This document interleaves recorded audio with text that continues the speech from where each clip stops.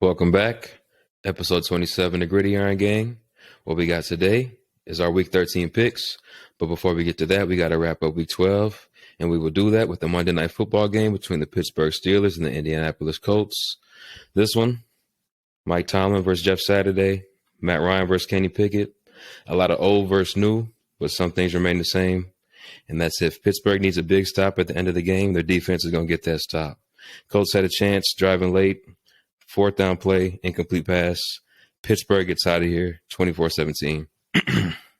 Pickett was efficient, not very effective. Harris had a touchdown before he left the game early with an injury, but his replacement came in, had a touchdown, fourth quarter, was the go-ahead scorer in this game. Colts on the other side, under 200 pass yards.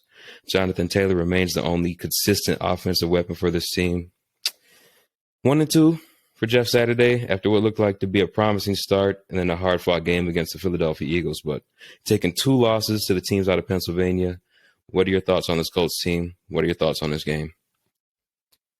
Well, number one, I think that this game showed Jeff Saturday's inexperience. That last drive especially. Bro, you got 2 timeouts left, and you only use one. You let the clock get down to 34 seconds, and you finally use one. Like, what are we saving them for? Souvenirs? I don't get it. It's that was just total inexperience, and it shows why this move was just total like head scratcher all the way. But yeah, like you said, Kenny Pickett, his stats aren't going to light up anything by any means. They're not going to win him any awards, but each week I think he's getting better. He's taking the right steps in the right direction. And it's clear as day that him and George Pickens have a great connection. I think that's going to be a lethal combo well into the future for them. And as they add more pieces to this team, I think this is going to be a very quick rebuild for the Steelers. It's not going to take long to get back on in the win column and being a winning organization again. And you got a great coach in Mike Tomlin, who's probably going to end up, I would say, retiring by the time he's done coaching them. And being a head coach for one team your whole career, that's elite company when you talk about like Bill Belichick, Mike Tomlin, Bill Cowher. It's just great continuity all the way around for an organization, and that's a winning culture. But yeah, I think with Indianapolis though as well. I mean, we always say Matt Ryan's well past his prime. But he just, that offensive line does nothing good for him and doesn't help him any. He looks very uncomfortable when he's dropping back to pass. And it's just, I don't know. I don't know what there's not much good to say about this Indy team, really. I mean, they are what they are. I don't think Jeff Saturday's helping them any.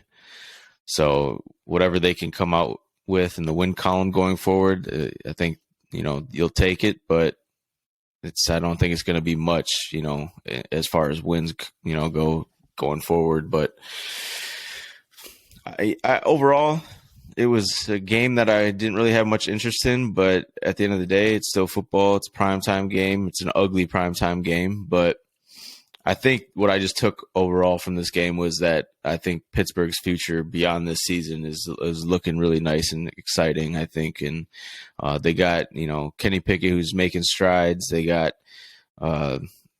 like damn near a 4-headed backfield who they all can run the ball. Mm-hmm. You got a George Pickens, who I think is going to be he's an up and coming star in this league. So I think, and then obviously the defense, you got Mike Tomlin and his defense, who they're the reasons why they're in these games, the reason why they're winning games.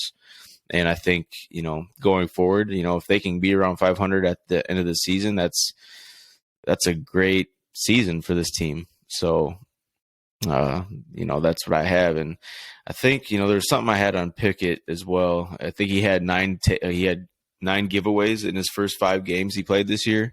Mm-hmm. And he's gone 3 straight games now without a giveaway. So that's market improvement on his end. It is. And to your Pittsburgh point about rebuilding, and they're doing it on the fly, if you take a quarterback in the first round, we're pretty much under the assumption that you are in that rebuild mode. for them to come into the season starting Trubisky, transition to Pickett, hasn't been the best transition. I mean, the record's a little rocky. The team has been a little rocky, but they're doing an all right job. And these past few weeks, they've actually looked like a pretty good team. After being bottom dwellers the first, I don't know, too much of the season, they've looked, right around 15, 18, around there, if you want to rank teams these past few weeks. So a lot of that, it falls on TJ Watt's return. I mean, Mike Tomlin's obviously a great coach, but we see what he brings to that defense and that team as a whole. When he's out there, they just look like a completely different unit. And Kenny Pickett has been making good strides. I like what I've been seeing from him lately. The numbers aren't great. You can say that about a lot of guys this year, but the fact that he's not turning the ball over, I don't know, he's learning on the fly. He's processing better, and he's only going to get better. Yeah, and I don't really have a comparison to what he might end up being like, or so on and so forth in that area. But I think I don't think he's ever going to be elite, but he's going to be a very good NFL quality quarterback when it's all said and done. Alex Smith type. Yeah, that would be good. I would take that from him, and being in a Mike Tomlin led team, I think that's pretty good for them to have a quarterback like that. And it's not going to be too many mistakes. It's going to be good quality drives for the most part, and as long as they have a consistent defense that like they have, I mean, they'll be in good hands. For sure. No question about that. He just has to be able to manage that. I think he'll be just fine going forward. Anything else in this game before we get to these picks? No, let's get to it. Let's get to it, man. Thursday night football. We have Buffalo on the road at 8-3 facing the New England Patriots. 6-5, AFC East battle. Both teams need this desperately. Buffalo needs it to stay on top to fight for that 1 seed. New England needs it. I think they are the 8 seed right now as the playoff standing sits, so they do not want to fall to 500 and be in a race with the Chargers, Jets, teams like that for this final playoff spot. So I got New England playing very tough in this game, but Buffalo will come out on top just slightly. Yeah, I think it's, I'm going Buffalo here. I just think that they're the better team, and it will be, a battle because Bill Belichick, he's still coaching, still getting his defense over there, and it's also a divisional game. So those are always, the tough ones for the most part. And I just think the way Buffalo's been playing as of late, they know it's not up to their potential or up to their, their standard. Their standard or the best ability. But, I think this win for Buffalo kind of knocks New England, further out of the playoff race. And they might have a chance depending on how the Jets do this weekend against Minnesota. But this is almost a do or die game for New England, and I just don't think they can get it done. Are you looking at the standings right now? I was before, not right now. Oh, okay. I think I did look. I want to say they're 8. That's off my memory. Yeah, they are 8 right now. Yep. Okay. So yeah, I think them and the Chargers are both 6-5. Both of them obviously play this week, so I'll kind of be saying the same thing for them. You don't want to fall to 500, but I think they will. Buffalo's got this one. We'll move on to the noon games. We have 3 AFC North teams playing at noon, and the first of those teams is Baltimore. They will be hosting Denver. Baltimore 7-4, Denver's 3-8. So record-wise, you would think this would be a pretty easy game for Baltimore. Coming off a very disappointing loss last week, but Denver has a really good defense. It makes me a little nervous because our offense is a struggle. So it's our weakness versus their strength, and if they can come out and be more dominant in that aspect, we're going to be in a lot of trouble. But I do feel like Russell Wilson will have a pretty decent game, 250 yards, 2 touchdowns type game, but I don't think it'll be enough in this one. They're going to scare me, and it's not going to be a 17-point win like I want it to be, but I think Baltimore's got this one. Yeah, I'm taking Baltimore. I know you know Baltimore better than I do. Obviously, that's your squad, but I just think when I look at this, I think it comes down to, Denver's defense is, pretty stout, but at the same time, their offense is only averaging, just over 14 points a game. And that's just not going to cut it, especially against a John Harbaugh led Baltimore team. It's just, I mean, I just don't see this. I think this is going to be a great bounce back for Baltimore. I'm not trying to jinx you or anything, but I think this is, a game that you should be able to put away pretty early.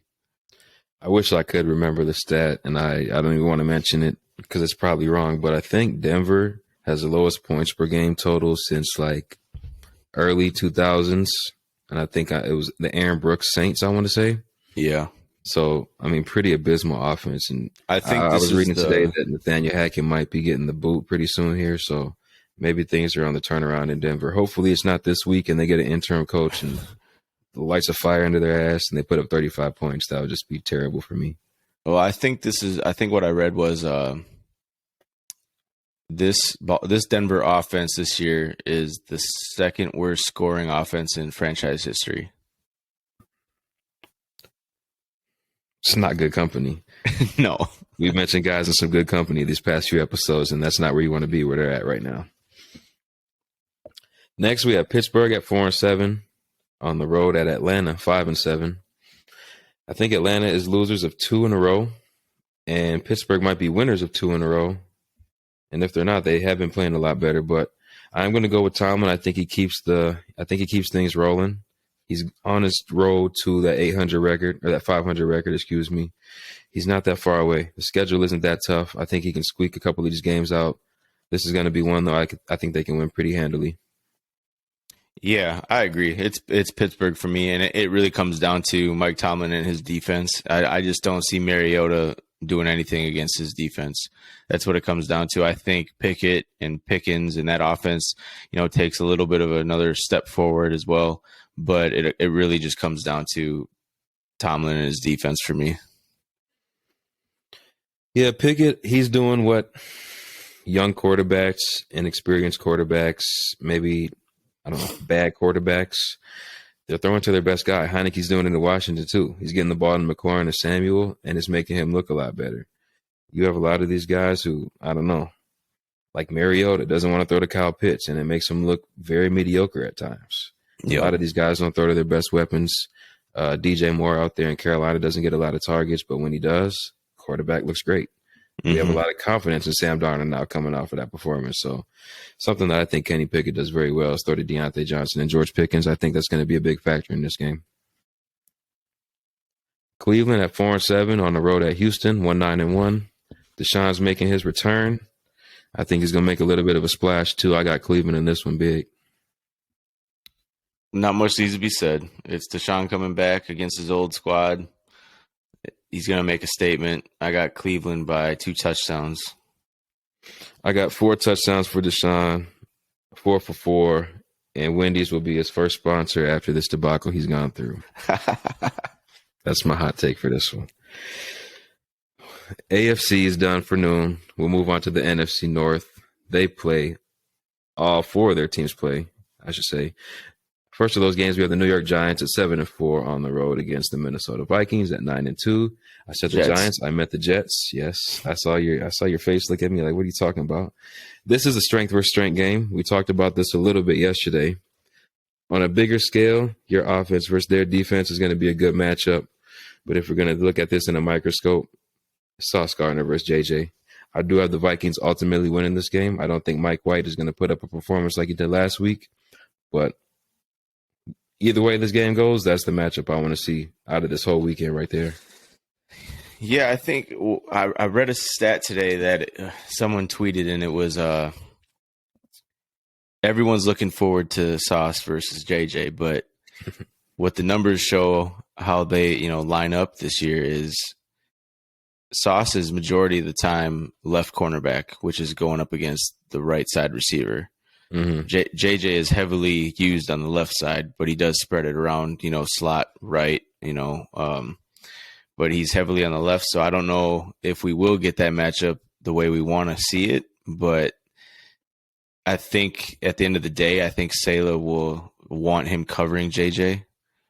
So I don't know. We'll have to wait and see, but that's going to, be a matchup where you have to get your popcorn ready. But I ultimately got the Vikings in this one, but it'd be more surefire if Zach Wilson was starting. I think for sure. I think Mike White has put up really great performances when he has started. At least half of them, which is, he's only had 4 career starts, I think. But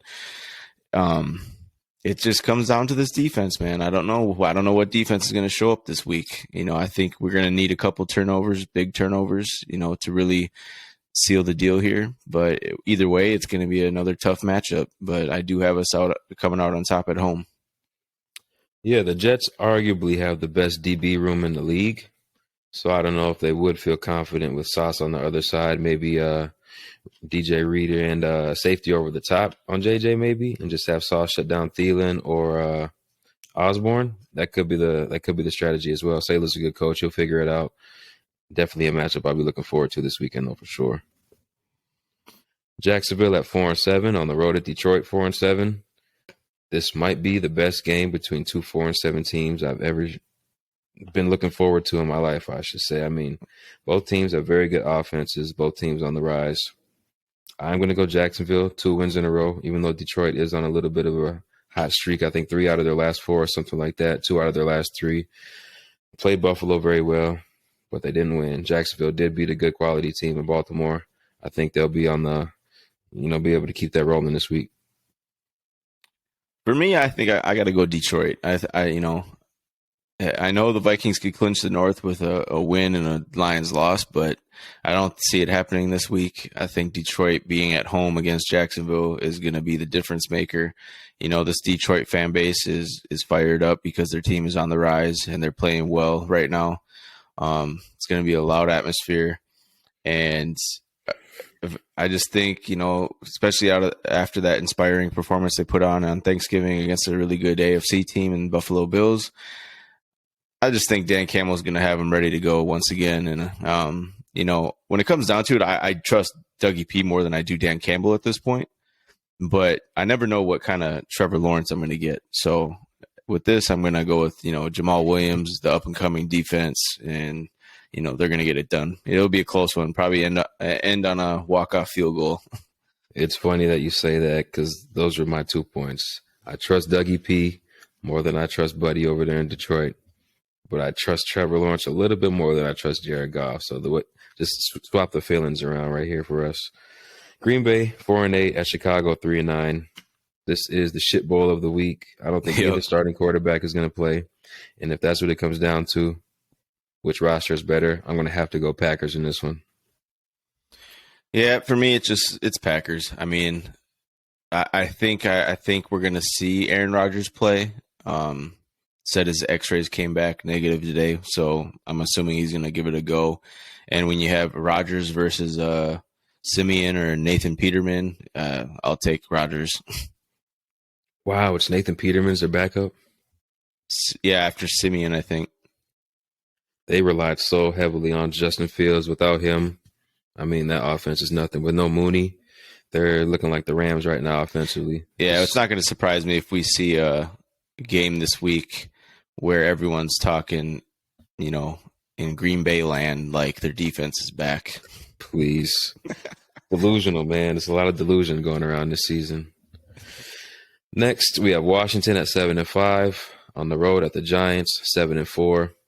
Maybe the hottest team in the league is going on the road to face a team who is losers of 2 in a row.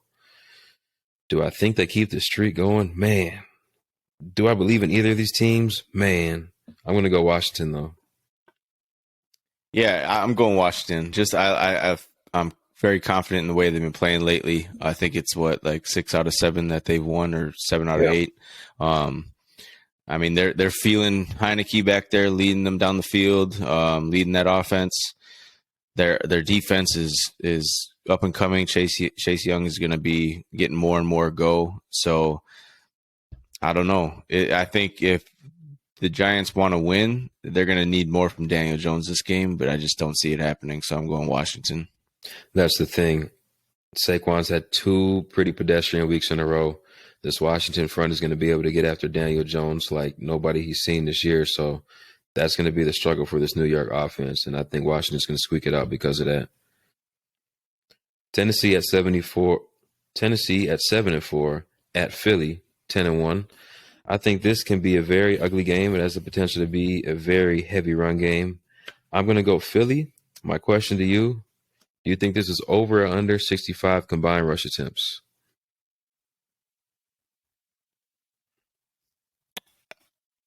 Oh man, I'm gonna say slightly under. I think this game. I got Philly in this one, by the way, but I think this is gonna be a AJ Brown big revenge game. He's gonna put up over 100 yards and go off this game.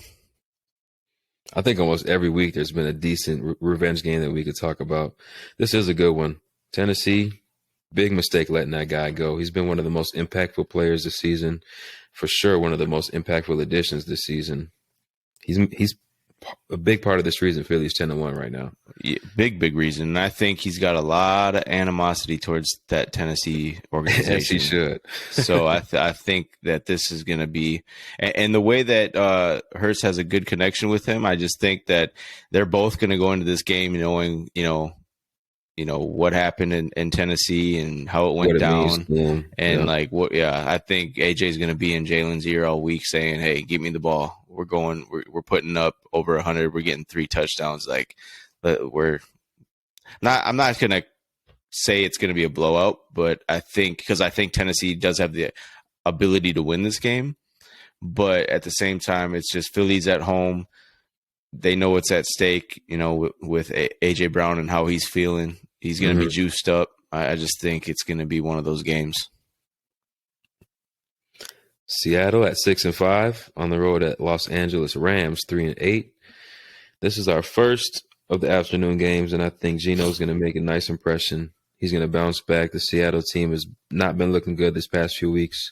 This offense is going to get back on track. I think the defense is going to get back on track, and there's really not a better opponent you could ask to do that against. Seattle big against the Rams in this division game. Yeah, I think Seattle's got this one big as well.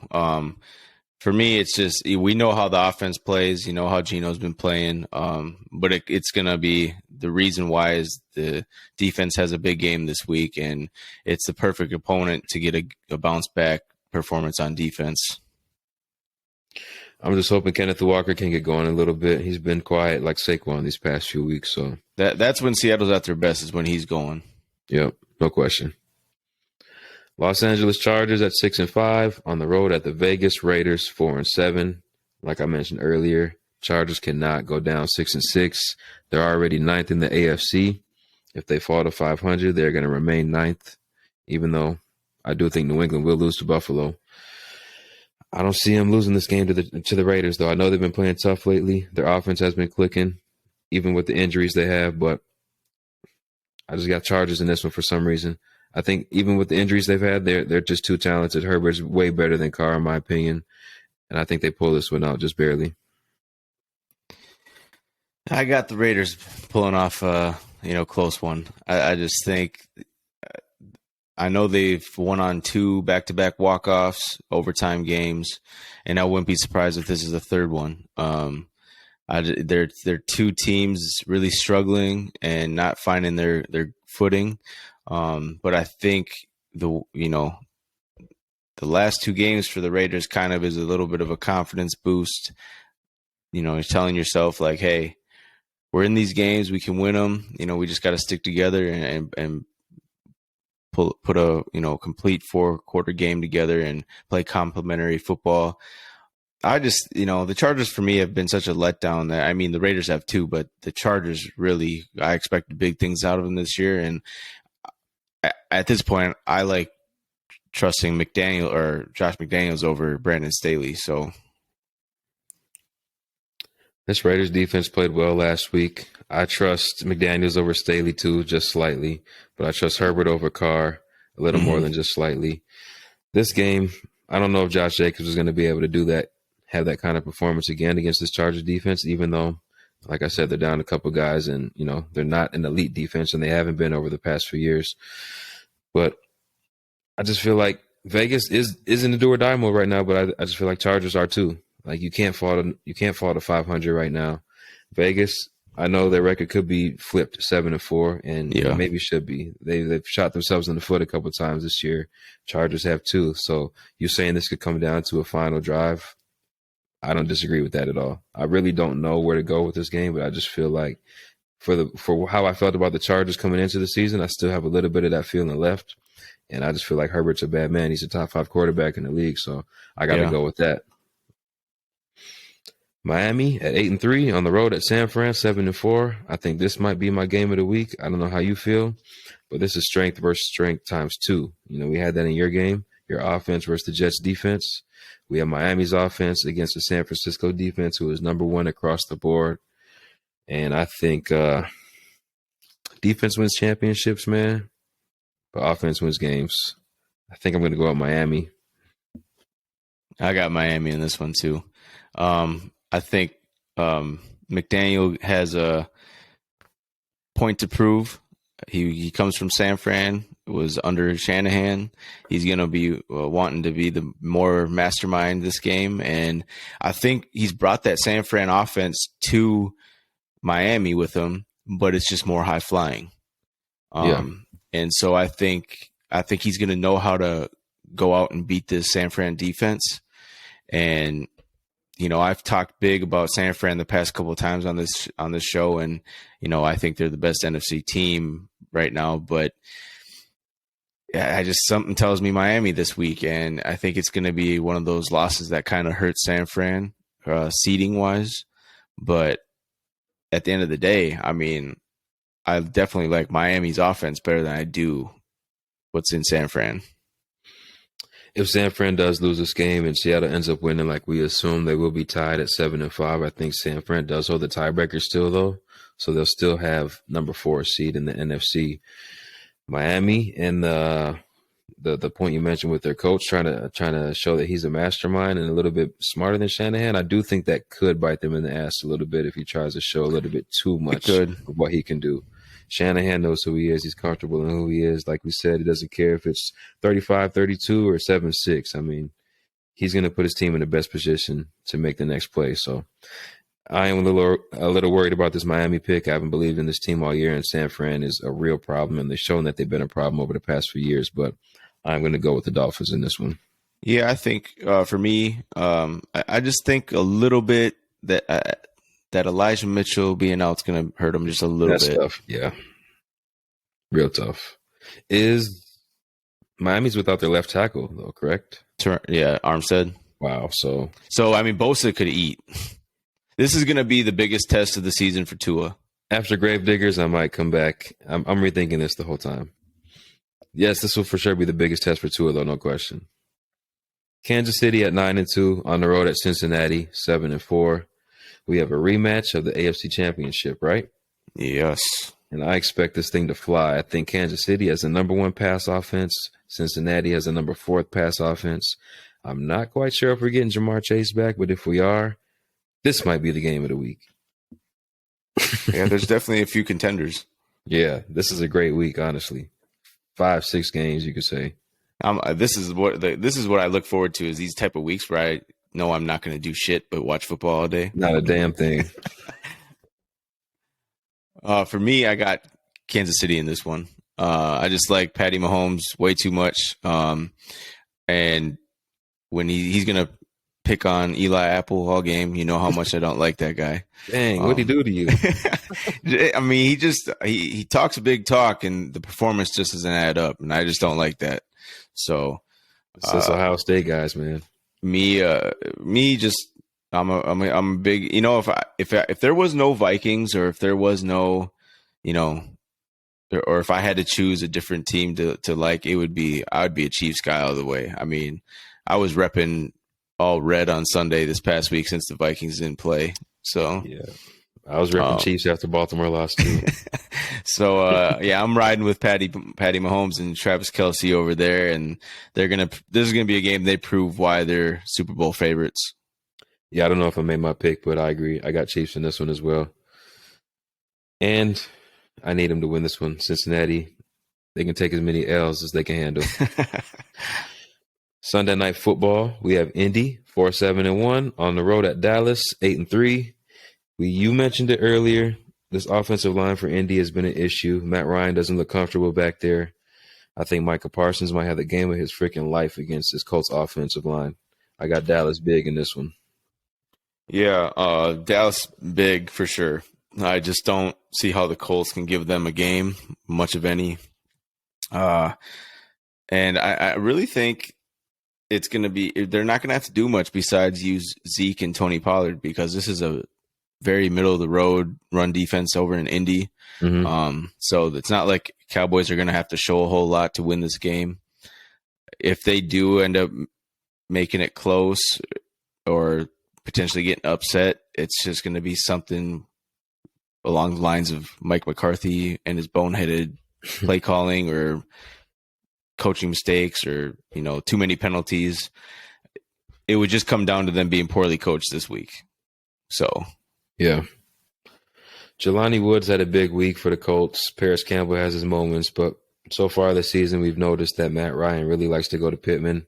I think if you can put Diggs on him and force Ryan to throw to those other guys, as well as bottle up that rushing attack, I just don't know what the Colts are going to do this weekend, honestly. I don't know either. Points would be a surprise for me. Yeah, I just don't like the fact that out of all these games that we have, that this is a Sunday Night Football game. Of course it would be, though. I mean, whatever. Monday Night Football. We have New Orleans 4-8 on the road at Tampa 5-6. Over the past few years, New Orleans has had Tampa's number. Tampa did win earlier in the season when these teams faced each other. I think the score was 20-10. So New Orleans cannot afford to lose this game right here. On the road in Tampa Bay, it's going to be a tough fought victory, and I think they're going to end up doing it. Yeah, I got Tampa Bay in this one. I mean, the way the NFC South is this year, it's pretty bad. I don't trust anyone but the Bucs, even if they are playing the way they're playing and showing their age and all those injuries. But I mean, we're looking at a potential last Monday Night Football appearance for Tom Brady. He's not going to want to go out that, with the L, especially at home, if this is his last performance on Monday night. So I don't know. You always come up with those sneaky headlines that makes me rethink my fucking pick. So we'll see. But being at home for Tampa, I think that's a big thing. Being primetime, a divisional game, we're going to get a pretty decent Tom Brady showing, I think, and they're going to not solidify, but, make their lead a little bit more comfortable. I struggle with this one, not for what you mentioned, but I just don't really see Tom Brady going 2 games below 500. It's just really hard for me to see that, but New Orleans is fighting for their life. I think they have a defense that matches up very well with this Tampa Bay offense that's already struggling. If Dalton can get his head out of his ass and Kamara can hold on to the football, I think this team has a real solid chance to beat Tampa Bay. So I got New Orleans in this one. Yeah, they do have a chance for sure. I mean, this is always a heated matchup between these two teams, so it's going to be a very good showing on Monday night, I think. I just don't have any belief or faith in this New Orleans team, especially with Andy Dalton being the quarterback. I don't know if it would be any different for me if Winston was starting, but, I mean, yes, they have a good defense, and they can match up well with Tampa, but it comes down to this offense. It's so pedestrian and just lackluster that I just can't put them past. I can't put them over Tampa Bay in this week. I mean, we're getting to the point in the season where, especially in a division like this, where it's pretty bad and weak, that, I mean, they're all fighting for their lives really, but Tom Brady, he's not gonna not be in the playoffs if it comes down to it. Could you imagine? That's a good point, too. I can't see that happening at the end of the day. There's a lot of season left, so he can't afford this loss right here, though. Down goes Tampa. Anything else before we get to Gravediggers? No, I think I covered everything I needed to.